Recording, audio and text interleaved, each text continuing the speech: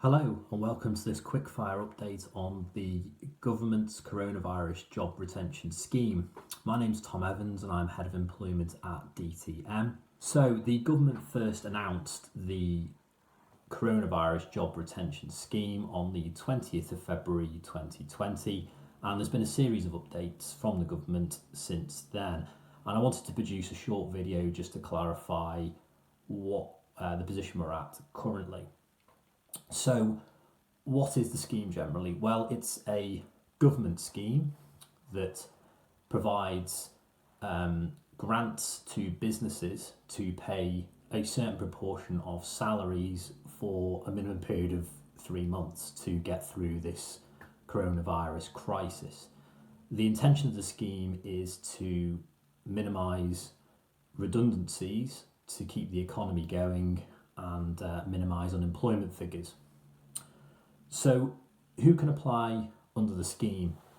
The answer to that is any UK business which had a PAYE system set up and operating on the 28th of February 2020, and that system had been set up through online enrolment, and a UK bank account is in place for that business for the payments to be made under the scheme.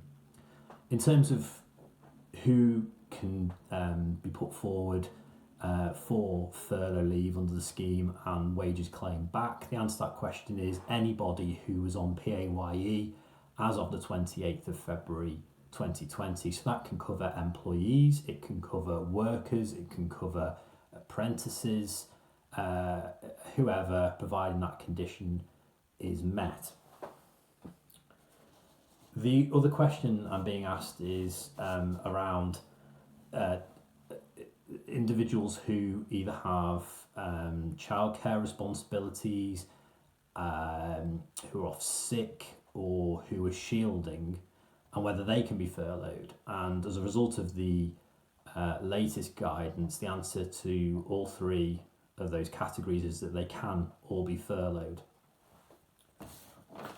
Another question I'm being asked regularly is about whether individuals can undertake any work for an employer whilst they are furloughed. The answer to that question is they can't undertake any work whatsoever. They can undertake training, but it's essential that they are not earning revenue for the business whilst they're undertaking that training. They can work for other businesses, so that it can be the case that they are furloughed from one employer and then they go and get another job at another employer and work. It is clearly the case that there are a number of people who have two jobs, work part-time in each, and they are clearly able to continue to work in that part-time role.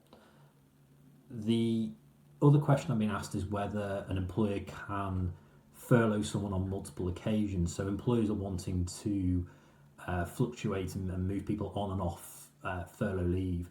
The answer to that question is they are able to do so.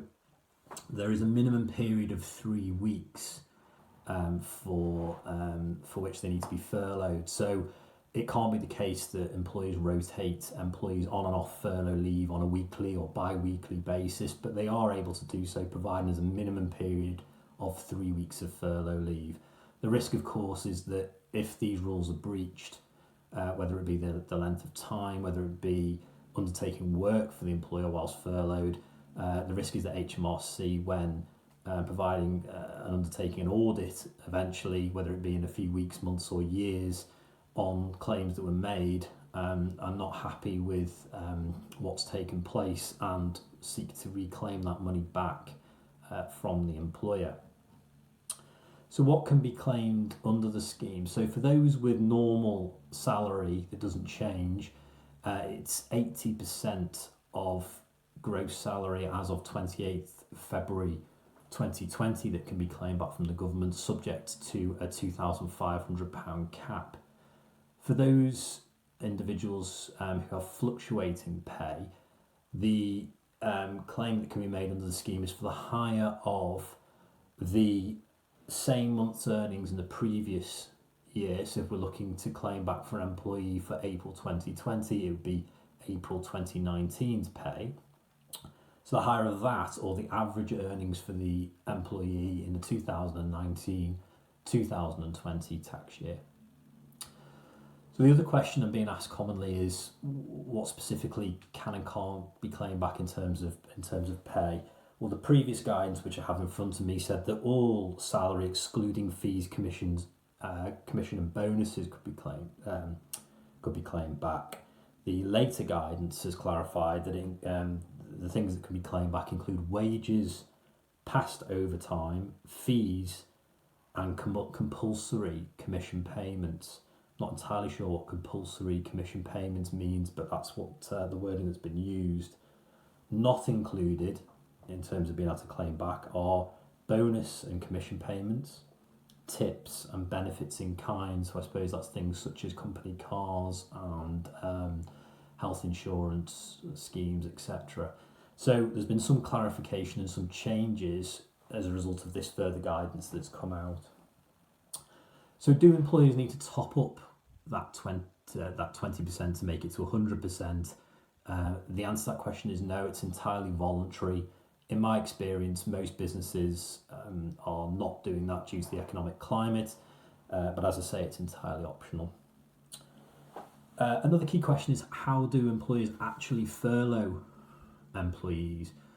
Well, either the contract of employment permits the changes that the employer is looking to make, which in the case of furloughing someone and reducing their pay to 80% is going to be unlikely. More commonly, it will be a variation of contract, and the best way of achieving that is to get consent of the employee. The way employers are doing that is by producing essentially a furlough letter, a variation letter, setting out what is changing and getting the employee to sign for that. I would certainly recommend that employers look to keep the furlough letters and the signed furlough letters for a minimum period of 5 years, which is the expected time for which HMRC could come back and audit and start challenging payments that were made. It's essential that the business is able to clearly evidence who was furloughed, on what terms, and when that happened. So how do employees actually claim back? Well, it's via the HMRC website. There's a portal that's going to be set up on that website. We understand from the latest guidance from the government that portal will be active for employers to make claims as of the 20th of April, with the government confirming that payments will start being paid to employers under that scheme from the 30th of April. HMRC have said they're looking to move things very fast, to turn around the payments quickly, around 5 to 6 days from the claim being made. And it's important that employers know that only one claim can be made per pay period, so that either being a weekly or monthly system that the employer operates. So in conclusion, the position is somewhat clearer than it has been as a result of the various guidance. One issue that is still not 100% crystal clear is whether employees can take holiday whilst furloughed. The HMRC customer services have tweeted in the past few days confirming that individuals can, provided that they continue to be paid full pay. We know that employees continue to accrue holidays, but that none of this position is set in stone in clear government guidance, so we await the position on that. The government has clarified the other main outstanding issue, which was individuals who had TUPE'd across to a new employer and therefore weren't on that new employer's PAYE on the 28th of February 2020, whether those individuals could be furloughed and claims made for their salary under the scheme. The answer's been clarified as yes, they can be. So that's some important guidance for employees who have recently bought businesses or taken on services that have triggered TUPE. So that's a summary of where we're at. If you have any further or specific questions, please don't hesitate to get in touch at For more general guidance on minimising the impact of coronavirus on your business, please go to www.dtmlegal.com.